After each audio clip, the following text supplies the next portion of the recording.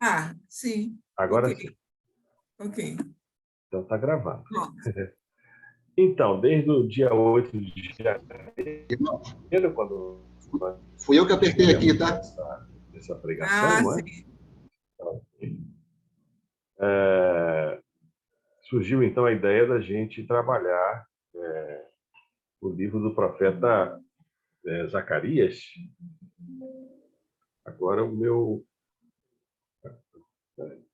livro do profeta Zacarias, eu dei esse tema, né? Realismo e esperança em tempos de construção. E o que a gente vai fazer hoje é uma introdução ao livro, fazendo uma apresentação.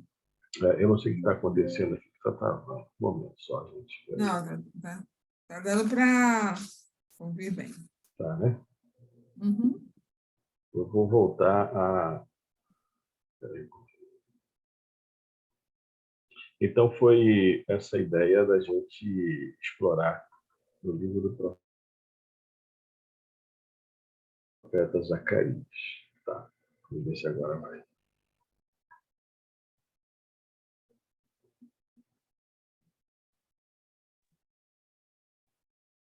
Não está colocando na tela cheia.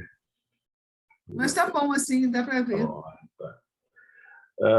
Então, realismo e esperança em tempos de reconstrução. É uma introdução geral ao livro, né? E a gente Uhum. começa assim, falando um pouco da pessoa de Zacarias, que nós temos muito poucas informações, do livro e também do livro de Neemias sobre ele, sobre o pai dele. Fazia parte de uma família sacerdotal, né? E o sentido do nome de Zacarias é também o sentido da própria mensagem principal do livro, que é Javé se lembra, o Senhor se lembra, o Senhor tem memória. E nós também precisamos lembrar. Geralmente os profetas, cuja personalidade é muito forte, é muito intensa, os seus nomes já têm alguma relação com a mensagem que eles vão trazer, que eles trouxeram para aquele tempo. Então, Javé se lembra, ele se lembra do seu povo, ele se lembra da sua aliança, mesmo que tenha ficado irado, como diz o capítulo 1, verso 2, o Senhor ficou muito irado com os pais de vocês. O Senhor se volta, né? Assim diz o Senhor dos Exércitos: voltem para mim, diz o Senhor, eu voltarei para vocês. Porque ele se lembra do seu povo, e se lembra da sua aliança, e, conforme diz o profeta Jeremias, ao se lembrar, ele se comove. Ele se comove com ternura, com compaixão. Por isso, Zacarias recebe a palavra do Deus que se lembrou e se voltou, se tornou de volta para o seu povo. E a gente vai saber a razão disso por conta da situação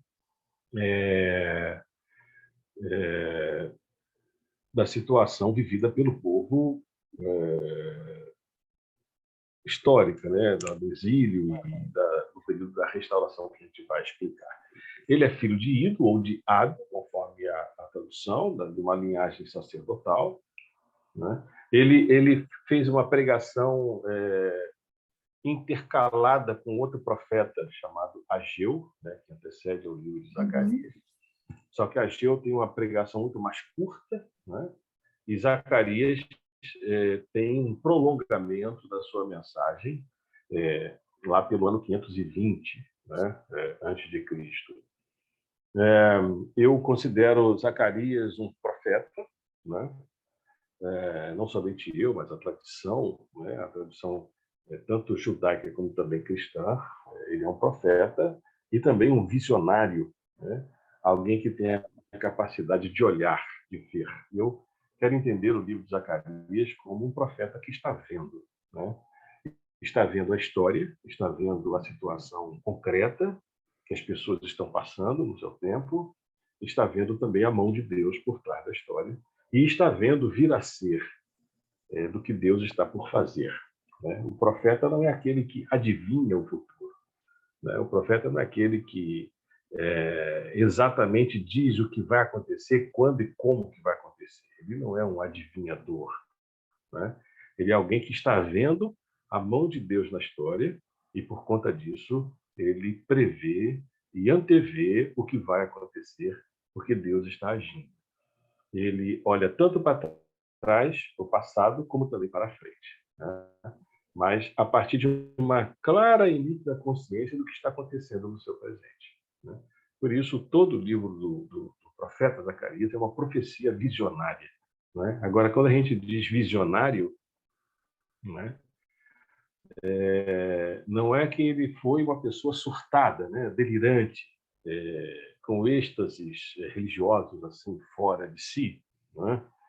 Muito menos um mercador do evangelho, que autoajuda, como nós vemos hoje, é um surfista das tendências religiosas, né? Se a coisa está indo para cá, então eu vou porque eu vou me dar bem. Não, o profeta é aquele que tem uma autonomia diante da realidade, diante do povo de Deus, ante a revelação, a lei, porque Deus lhe chamou, independente do que venha acontecer, de ser famoso, de ser bem-sucedido ou não. O profeta, ele se descola de qualquer dimensão da sua aceitação, da sua reputação, de quantas curtidas ele vai ter no seu Twitter ou nas suas mídias sociais, né? Ou seja, ele é visionário porque ele tem uma lucidez, né? Uma lucidez sobre a revelação do Senhor e uma lucidez também com relação à história, sobre a situação e sobre o que fazer. Quer dizer, a gente vai ver no livro de Zacarias uma proposta de uma espiritualidade, né? Claro que ele é um profeta, assim como Ageu, Malaquias e outros profetas, muito influenciado, né, pelo seu tempo, né? Quer dizer, ele é muito nacionalista, né? A gente vai ver no livro que isso acontece muito, a ênfase que ele dá muito a Jerusalém, a terra, né? A Jerusalém como centro do mundo. Essa é uma tonalidade nacionalista de Zacarias, né? Mas é alguém que tem lucidez e sabe o que fazer e sabe que precisa ter uma mudança de espiritualidade ou de conversão, né? Ele é também um profeta, porque é aquele que recebe a palavra de Deus. Repetidamente aparece a expressão veio a mim a palavra do Senhor. Isso é muito importante, porque não é aquele tipo de profeta, né, ou de profecia que ele inventa o que provavelmente o Senhor quer falar. Não. É alguém que recebe a palavra de Deus. Alguém que tem os olhos abertos para ver. Como nós vimos com Ezequiel também. Não é? Ezequiel é Aham. tomado com a presença do Senhor e essa palavra vem. E quando a palavra nos chega, é uma visitação, né? Uma visita do Senhor, é uma visita do Espírito. É interessante como que Zacarias fala do Espírito, né? No capítulo 7, aliás, capítulo 6, né? No versículo 8, eis que aqueles que saíram para a terra do norte fazem o meu espírito repousar sobre a terra do norte. Então, o Senhor age, é o seu espírito que está agindo nas circunstâncias, seja por um constrangimento, por um ardor. Essa palavra é algo que Zacarias sentiu e é algo que também nós precisamos voltar a experimentar, esse ardor. Não nos ardia o coração quando ele pelo caminho nos expunha a palavra, disseram os caminhantes de Emaús, né? Então, esse ardor pela palavra, a gente precisa voltar e estar sempre na expectativa, na espera de que a palavra vai nos chegar. A palavra nos vem. Só fazer referência a essa iluminura. Eu não sei se Zacarias era assim, essa é uma representação, me parece, do período bizantino, né? Quer dizer, já bem depois, é uma representação dos profetas, bem da estética do cristianismo bizantino do Oriente, daquela região ali da Ásia Menor. Essa também é uma outra iluminura, se vocês estão vendo, do profeta Isaías, com um texto na mão, né, significando a palavra que ele escreveu, que ele recebeu, e essa auréola em torno da cabeça, né, com a representação da sua santidade, da sua quase divindade. Interessante, um profeta negro, né? Um profeta Ah, que negro. Provavelmente interessante. essa iluminura tenha sido feita ali pelo norte da África, né? Ou na região do Egito. É talvez uma especulação minha, mas o que chama a atenção é essa identificação da cor da Nossa, pele de Zacarias muito mais tardia do que o tempo que ele viveu. Bom, uma divisão geral do livro, né, uma apresentação pedagógica do livro para nos ajudar a entender, né, a sequência da sua leitura e também da sua mensagem.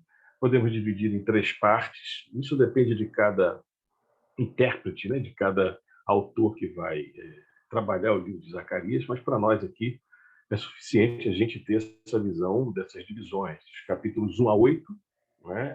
Há uma sequência de 8, alguns dizem 7 visões, conforme o intérprete, né, o exegeta, for interpretar o livro, né? E a promessa central desse bloco, né, dos capítulos 1 a 8, é a promessa do renovo, né? Ou do germe. Isso está no capítulo 3, versículo 8. Portanto, escute Josué, 3:8. você 3:8, renovo. Então, do capítulo 3, versos 8 a 10, tem aí a ideia muito interessante, que não é só de Zacarias, isso também está presente em Isaías, desse renovo, né? Desse toco, dessa raiz que começa a nascer de novo depois de um período de devastação, de um período de escombros, né? E então o Senhor age assim na história. O Senhor se lembra com compaixão e ele faz então o renovo surgir. Há então nos capítulos 1 a 8 uma sequência de 8 visões que a gente vai decifrá-las, né, no próximo estudo. Os cavalos, os chifres, a medição de Jerusalém, o sumo sacerdote Josué, o candelabro de ouro, o rolo voador, a mulher e o cesto, as 4 carruagens. E são visões assim apocalípticas, né? Alguns então atribuem Zacarias a esse, junto com outras partes do livro de Daniel, por exemplo, o Apocalipse do Velho Testamento. Inclusive, Zacarias vai ser citado no livro de Apocalipse, né, com essas visões que ele tem, que são visões muito muito fortes e que a gente pode interpretá-las de maneira múltipla, né, semiótica, e isso é muito rico assim a gente trabalhar a linguagem desse profeta Zacarias. Os capítulos 9 a 11, né, a esperança da vinda do Messias, né? Essa profecia do capítulo 9, verso 9, né? Alegre-se muito, 9:9, ó filho de Sião, exulte, ó filho de Jerusalém, eis que o seu rei vem até você, justo e salvador, humilde, montado em jumento, num jumentinho cria de jumenta. Esse texto vai ser citado lá em Mateus, capítulo 22, né? 26. E é um contraste, né? É um contraste porque Judá, naquele momento, os judaítas, naquele momento, não tinham mais condições de pensar num Messias todo-poderoso. A nação estava tentando, Judá estava tentando se reerguer, se reconstruir. Estava reconstruindo o templo, reconstruindo o muro, reconstruindo Jerusalém, reconstruindo uma vida nacional, uma identidade nacional, depois de um período de uma tragédia, né, nacional, que foi o período do exílio de 70 anos. Então, esse Messias ele vem, mas ele não vem como se fosse um filho de Davi, ou um herdeiro de Davi, um monarca, né, ao tipo de Davi e Salomão. Ele vem pobre, ele vem humilde, sentado no jumento. Essa percepção de Zacarias, né, já antevia o modo como o Senhor Jesus veio, e a igreja primitiva aplicou esse versículo à entrada triunfal de Jesus em Ah, Jerusalém. Os capítulos 12 a 14, então, falam da esperança da renovação total da aliança e da vinda do reino de Deus. É claro que Zacarias não usa essa expressão reino de Deus, a gente está projetando, né? Mas é a afirmação da esperança num período de reconstrução. E período de reconstrução talvez seja muito mais difícil do que o de construção, né? Porque se a gente constrói alguma coisa, a gente planeja, faz uma planta, vê os gastos, estabelece um planejamento. Construção, a gente cumpre as etapas dentro de uma previsibilidade. A reconstrução, não. A reconstrução ela é muito mais complexa porque você precisa partir do menos, né? Chegar ao zero e aí começar a construir de novo. Então, era essa experiência do povo de Israel e a gente vai ver por quê que isso, então, aconteceu. Tá? Selmas, conforme for o tempo aí, você me dá um toque, viu? Não, tá bom. Para não demorar muito. Então, vamos falar um pouco do conteúdo do livro. Não é? O conteúdo do livro. Primeiro, o seu conteúdo literário. Não vou me deter muito nessa parte de forma, né? Mas é muito interessante que é um livreto, né? Que contém uma série de oráculos e de 7, 8 visões que foram compilados para transmitir a mensagem de esperança aos judeus que viviam em Judá e Jerusalém em torno do templo restaurado. Então, é como se fossem panfletos, né?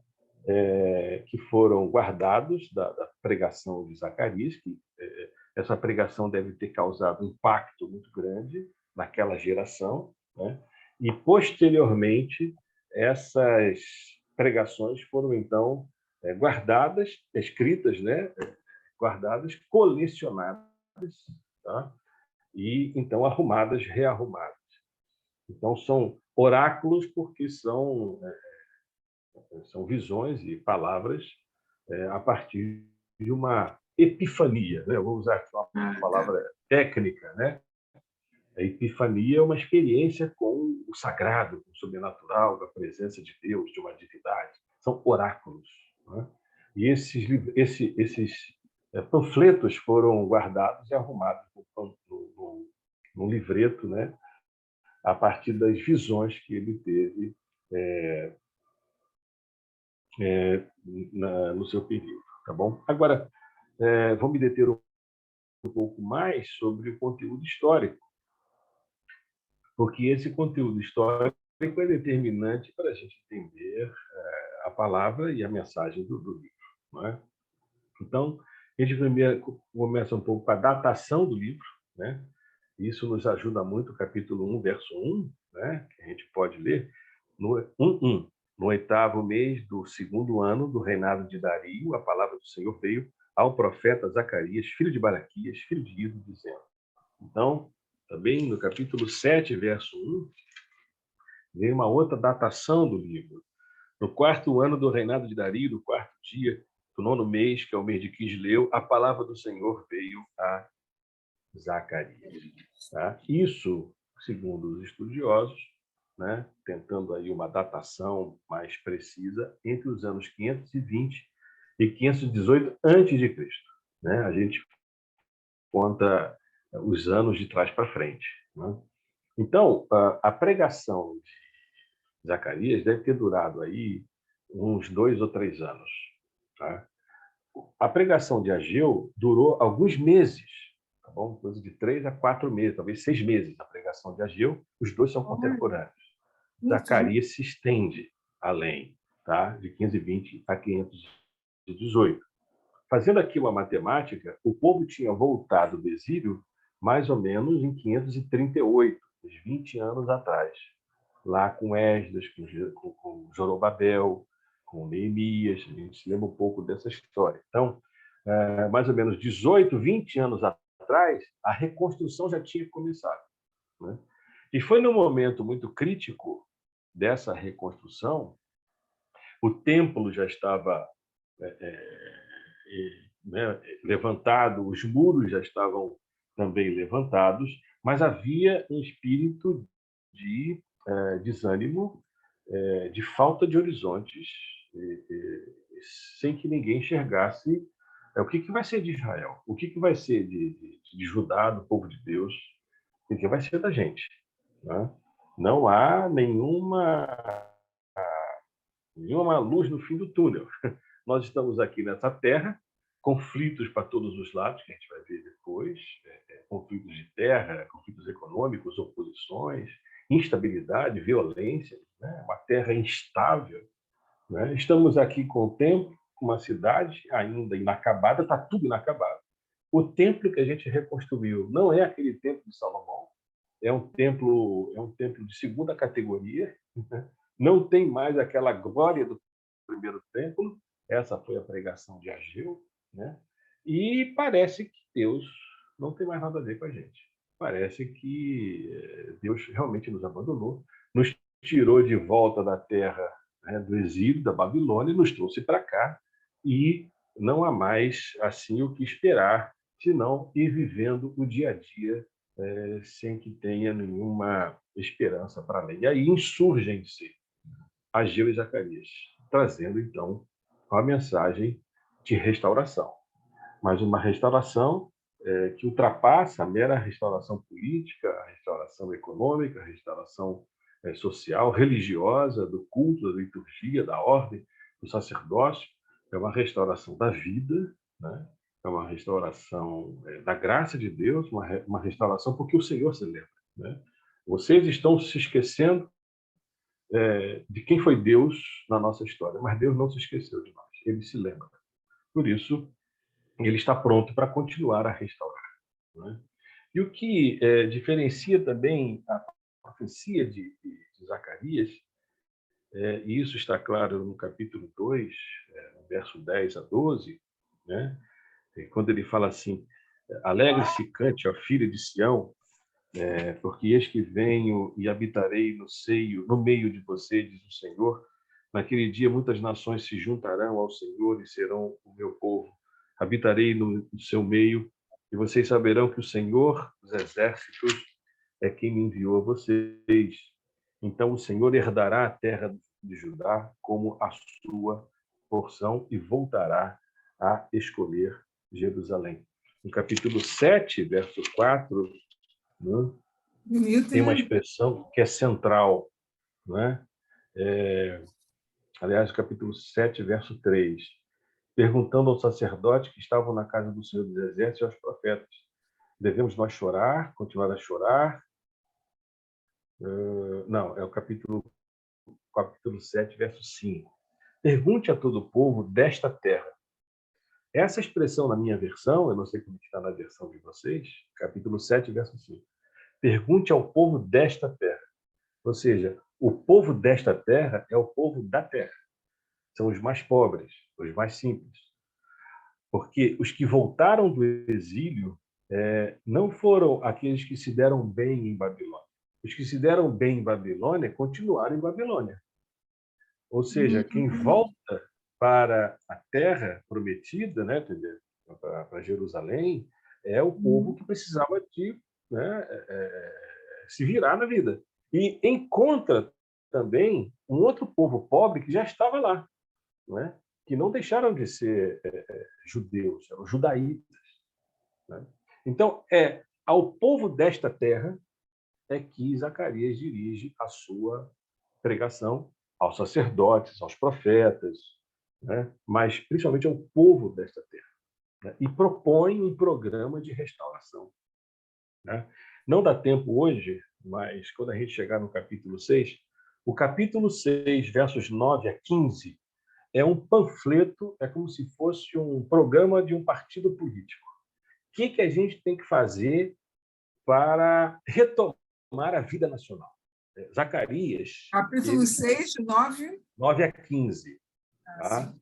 Capítulo 6, 9 a 15. Depois vocês podem ler. É um projeto político para a comunidade. É um programa de restauração. Olha, temos que fazer isso, aquilo. Né? Tem Josué, aqui tem a ordem do culto, enfim, só que é na linguagem da época. Né? A linguagem da época. Então, Zacarias é alguém que está muito inserido naquela situação, um profeta encarnado na situação do povo. Né? E o impacto da sua pregação juntamente com Ageu foi um impacto de ânimo, não de um otimismo. Vamos lá que vai dar certo, de uma autoajuda barata ou de uma aposta. Não, o Senhor se lembrou. O Senhor se lembra de nós. Ele pede que a gente se converta. Capítulo 1, verso 3. Né? Voltem para mim, diz o Senhor.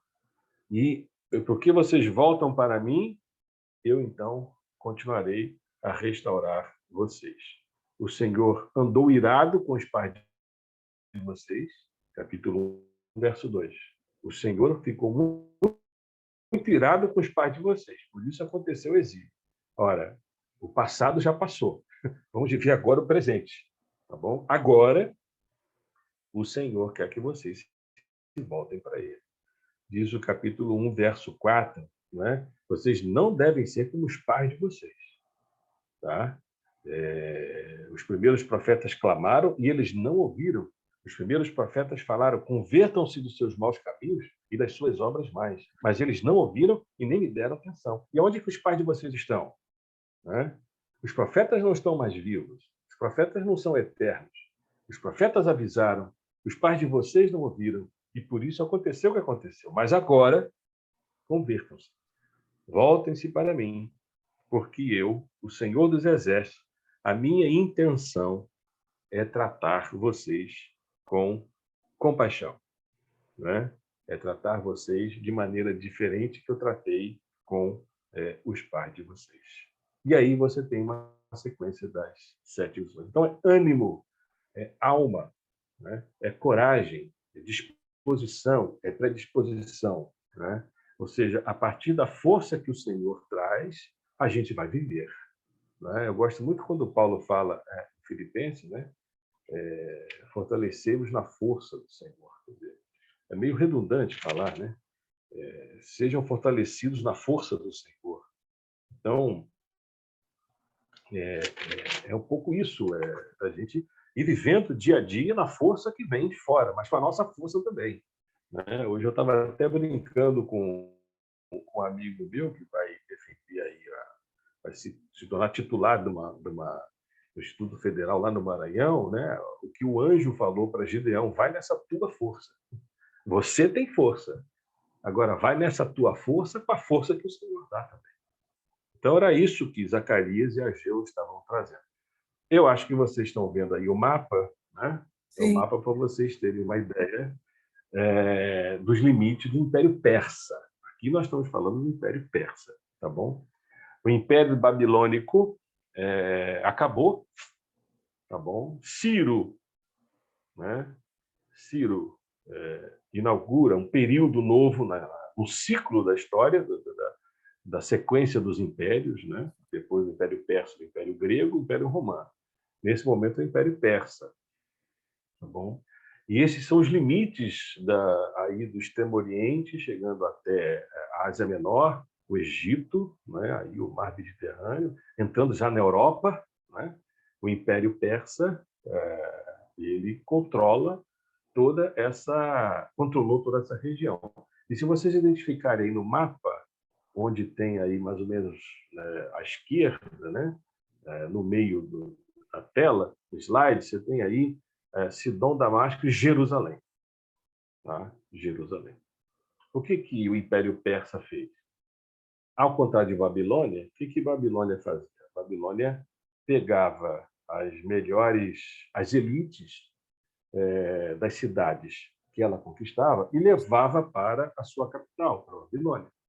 Tá bom? E ficava todo mundo ali vivendo como se fosse uma grande corte, tá bom?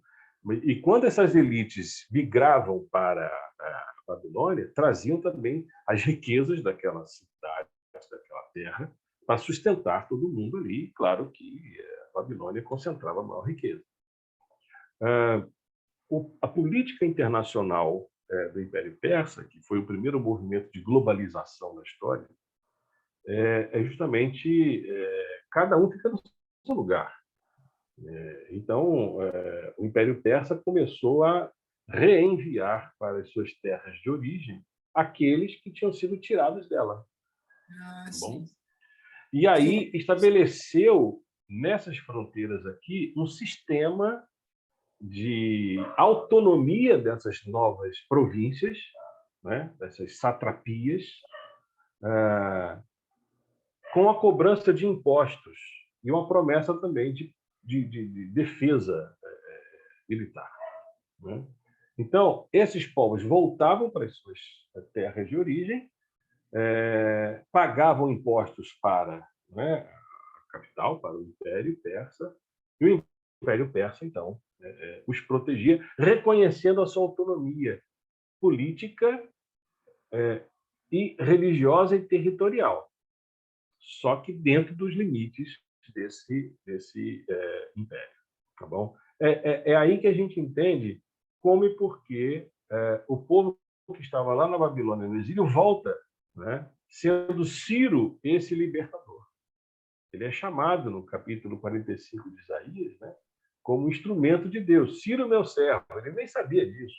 Né? Não era um crente. Ele nem sabia. Entendi. É uma visão teológica, né, profética, do povo de Judá. Né? Então, Ciro, para alguns, ele foi libertador e para outros, ele foi opressor. Né? Essa nova política adotada por Ciro, rei da Pérsia, e interpretada como um instrumento de Deus. Então, ele mantinha a unidade do império pela arrecadação do seu tributo e atribuía uma relativa autonomia nas regiões e o seu culto religioso local. Eis porque Jerusalém pode ser reerguida, o templo pode ser reconstruído, inclusive financiado pelo próprio erário público. Tá bom? Quando Esdras volta, Zorobabel, depois Neemias é enviado como governador ali de Jerusalém, ele vai levando uma autorização do império e também recursos para essa reconstrução. Né? Na verdade, foi uma nova forma de dominação pelo controle do poder central sobre a autonomia das províncias, que era uma autonomia, entre aspas. Né? Era uma nova forma de extorsão das riquezas da terra. Ao invés de concentrar todo mundo no lugar, né? Não tinha mais como sustentar todo mundo ali, devolve para os seus lugares e a gente vai, então, cobrar esses impostos. E tanto o período da Babilônia, como também o período medo-persa, quer dizer, os medos e depois os persas, sempre foi de muita instabilidade política, de tentativas de golpe, de assassinatos, de envenenamento. Não havia regras claras assim de uma sucessão, né, hereditária dos monarcas, as regras não estavam estabelecidas, quer dizer, faltava uma constituição, né? E a coisa ficava muito arbitrária em termos de conflitos de interesses palacianos. E, por isso, muitas tentativas de golpe, de assassinato. Né? Isso aconteceu com Cambises, né, o sucessor de Ciro, e Dario I, também persa, ele sufoca essas revoltas. Né? Ele consegue trazer uma estabilidade instável. É assim que a gente pode entender a situação de Zacarias. Está lá na periferia do Império, numa provinciazinha pequenininha, numa cidade ainda em escombros, sem uma vida econômica social estável, né? E Zacarias percebe que tudo está estavelmente intranquilo. Né? Há uma instabilidade. No capítulo 11, capítulo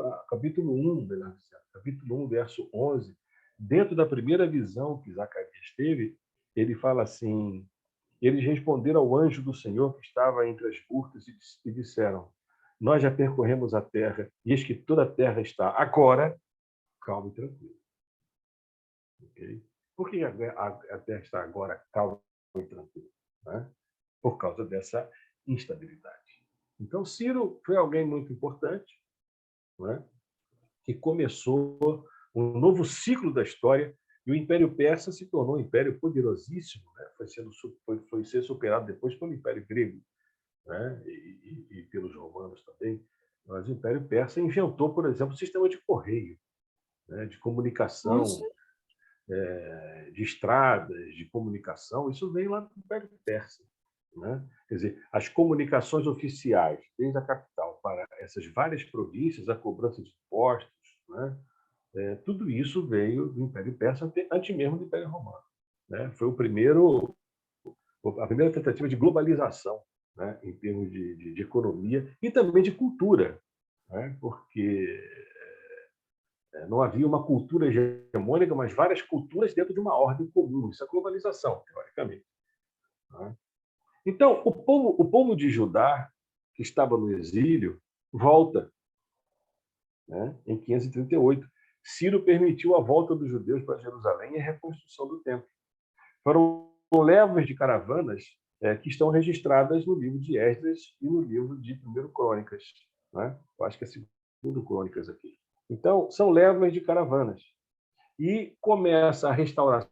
A primeira coisa que eles restauram é o altar de holocaustos, porque a vida de Judá, né, centralizada nos sacrifícios. Por isso, a primeira coisa que se faz é a restauração dos holocaustos. E um ano depois, em 537, a fundação do templo. Tá bom? O recomeço é muito rápido. Isso porque quando a gente lê o livro de Esdras e Neemias, a gente entende por quê. O povo estava animado, o povo estava com gás, né? Voltando do exílio. Olha, Jeremias falou que o exílio ia ser de 70 anos. Já acabou esse tempo. Em Daniel, né, tem o capítulo do livro de Daniel fala assim: entendi pelos livros que o exílio ia ser de 70 anos. Esses livros aí são Jeremias. Daniel está lá no exílio lendo Jeremias. Então, está na hora de voltar. E vamos voltar. E tem o respaldo imperial, tem o respaldo do Estado, inclusive com recursos. E eles, então, reiniciam, tá bom? Só que 20 anos depois, aquele ímpeto inicial, aquele fôlego, vai se arrefecendo, vai se amainando, né? E aí insurgem Zacarias e Ageu, trazendo um fervor religioso com tonalidades nacionalistas. Olha, Jerusalém vai ser o centro do mundo. Se Deus espalhou todo mundo para as outras nações, ele vai trazer todo mundo de volta. Se Jerusalém passou a ser odiada por todas as nações, um dia todas as nações virão até Jerusalém e perguntarão: onde está o Senhor de Jerusalém? Nós seremos o centro do mundo. Então, há essas coisas na pregação de Zacarias e de outros profetas também, porque eles são nacionalistas, né? Então, nós temos aí um espaço de 20 anos de degradação, né, de ausência de uma política de ordem social segura, né, e desânimo espiritual. Mas também uma terra, um período de muitas tensões, né, de muitas tensões. Zorobabel já não estava mais vivo, aquele que conduziu a primeira leva da reconstrução do templo, né? Tanto é que Ageu fala: olha, vocês que estão aí em dúvida, que estão em queda, vocês ainda vão ver o prumo na mão de Zorobabel, né? Zorobabel foi o líder da reconstrução do templo. Só que ali o contexto era muito instável, de vários grupos étnicos e religiosos que também tinham interesse naquelas terras. Então, a gente lembra dos samaritanos, né, que eram misturados desde o período da Assíria, os judeus ou judaítas fragilizados, velhos judeus, os repatriados e judeus da diáspora, né? Quem eram os judeus da diáspora? Eram os judeus que tinham ficado na Babilônia, mas que queriam ter controle sobre a terra também, não é? Queriam ter, deu uma falhadinha, então, controle. Eles também queriam ter certos benefícios desse retorno, né? Embora morando lá na Babilônia, eles queriam também ter direito às suas terras que eles deixaram dos seus antepassados. Porque uma coisa que a gente sabe do povo, né, desde lá do Gênesis, de Jacó, que cada um sabia qual era o seu pedaço de terra. Cada tribo sabia onde é que devia morar. Então, mesmo longe, queriam ter. Então, era uma situação de disputa de terras, disputas e de instabilidade econômica e também de calamidades agrícolas, né? A colheita que não deu, então isso tem fome, vem concentração de renda, concentração de terra, e vem exploração, vem opressão. Eles já eram oprimidos pelo Império Persa, né? Mas também entre eles mesmos estavam havendo opressão. Se a gente for ler o livro de Neemias, né, Neemias chama a atenção para que aquelas elites deixassem de oprimir e de explorar o seu povo. Basta ler lá o livro de Neemias, uma passagem assim fantástica. Tá? Bom, fechando então essa primeira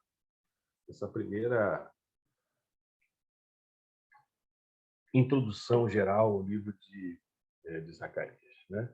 Zacarias traz um apelo à conversão. Mas como um apelo à conversão se eles já eram do povo de Deus? Né? Isso tem muito a ver com a gente hoje. Né? Eu fico pensando assim que, para quem é evangélico de gerações assim como eu, né? A igreja pregava para os de fora, falando que deviam se converter, porque estavam no mundo, eram católicas, fumavam, acreditavam em santo, aquele negócio todo, tinha que se converter. A conversão era uma pregação. E foi colocado na cabeça da gente que conversão é para quem está no mundo. E isso é um equívoco, porque conversão é para quem se pensa religioso, pertencente ao povo de Deus. Né? Quer dizer, quando Jesus quando Jesus, capítulo 2 de Apocalipse, né? Eis que estou à porta e bato. Quem abrir, eu entrarei e cearei. Né? Acho que é a igreja de Éfeso, né? Você não é fria nem quente, aquele negócio todo. Jesus está falando isso para a igreja, não está falando isso para um descrente, para um incrédulo. Está falando para a igreja. Então, quem precisa se converter é a igreja. E isso está colocado aqui, é a porta de entrada do livro de Zacarias. Né? Zacarias fala da ação do Espírito na comunidade. O Espírito está entre nós, como diz o livro do profeta Sofonias. O Senhor Deus está no meio de ti pelo seu Espírito. Né? E como Zacarias fala diretamente ao povo desta terra, né? O livro de Zacarias pode ser também interpretado como uma defesa do direito dos povos. O capítulo 7 de Zacarias, verso 9, né, diz assim: assim falou o Senhor dos Exércitos, Zacarias 7, 9 e 10. Julguem segundo a verdade e sejam bondosos e misericordiosos uns com os outros. Não oprimam a viúva, nem o órfão, nem o estrangeiro, nem o pobre, e que ninguém faça planos para prejudicar o seu próximo. Essa é a pregação de Zacarias, que a gente encontra em Amós, encontra em Isaías, encontra em Ezequiel, encontra em Jeremias, e nisso Zacarias está na esteira, está na trajetória dos profetas. Enfim, o livro de Zacarias traz uma mensagem, pelo menos para nós, que a cada geração que passa, a cada circunstância, nós temos que sempre voltar a ser povo de Deus. Quer dizer, ser povo de Deus não é uma situação deitada eternamente em berço espelho. A gente sempre precisa voltar a ser povo de Deus. Né? E isso tem muito a ver com o que a gente estava conversando aqui antes, né? Foi a preparação do Samuel. Né? Aqueles que se dizem cristãos, né? Filhos de Deus, precisa voltar a ser povo. A hora é a vez de ser povo de Deus de novo e mostrar esse diferencial. Não ficar ancorado na tradição, na liturgia, né? No sangue azul, né? Ficar ancorado numa religiosidade estética, né? Sem efeito ético. Né? É preciso ter conversão, é preciso ter mudança, é preciso ter uma outra espiritualidade. Né? E por quê? Porque Deus inaugura a sua presença do seu povo de novo. Ele lembra com ternura e retorna para o meio do seu povo. Né? Ele vai reunir os dispersos e animar os que estão reunidos. Isso porque o Senhor é aquele que nos infunde esperança. Né? Como disse o apóstolo Paulo, a esperança não nos confunde. Né?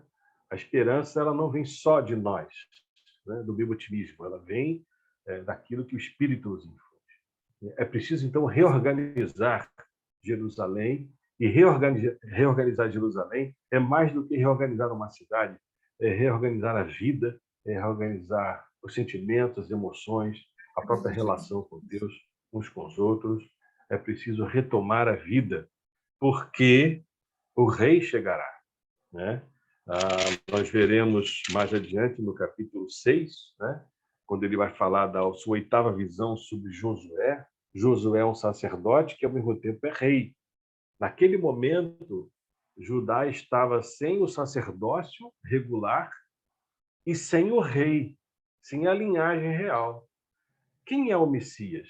O Messias é aquele que vai ser as duas coisas ao mesmo tempo. Ele é sacerdote e rei. Basta ler o livro de Hebreus. O livro de Hebreus, lá no Novo Testamento, vai falar Jesus, sacerdote e rei. Ele é maior do que Moisés, maior do que os anjos, maior do que Abraão, ele é sacerdote e rei. Essa expectativa messiânica, e Zacarias vai falar do Messias, da vinda do Messias. Exulte, ó filho de Jerusalém, eis aí vem até você o rei, justo e salvador, montado no jumentinho. Por isso, essa pregação de Zacarias, ela só vai ter sentido, né, se com a chegada do tempo messiânico, com a chegada do próprio Senhor Jesus, quando ele diz, em Marcos capítulo 1, verso 15, o tempo está cumprido e o reino de Deus é chegado. Né? Ele é o sacerdote e rei. E Zacarias anteviu, Zacarias pressentiu, Zacarias vislumbrou com antecipação essa chegada definitiva do rei. Agora, do Messias, muito mais do que algo nacional voltado para uma etnia, de um povo de Israel, de uma terra. É muito mais amplo, muito mais universal, é muito mais largo, muito mais católico, né? Muito mais globalizado. Né? E eu gosto muito e aqui eu termino, né, da primeira carta de Pedro, capítulo 1, verso 12, quando ele diz que, olha, os profetas profetizaram acerca dessa salvação, mas eles falaram de coisas que eles não estavam entendendo na sua totalidade. Né? A eles foi revelado que não para si mesmos, mas para vocês, ministravam coisas que agora foram anunciadas a vocês por aqueles que, pelo Espírito Santo enviado do céu, lhes pregaram o Evangelho, coisas essas que os anjos desejam contemplar. Ou seja, esses profetas do Velho Testamento falaram de coisas que eles não tinham a visão ampla do que estavam falando, mas estavam falando movidos pelo Espírito, pela sensibilidade, pela intuição profética, não é? E porque eram justos, eram piedosos, eram amorosos, eram misericordiosos, eram crentes, enfim. Então eu paro por aqui e a gente pode conversar um pouco aí, a partir das impressões de vocês. Eu vou ter que tirar aqui o... Uhum.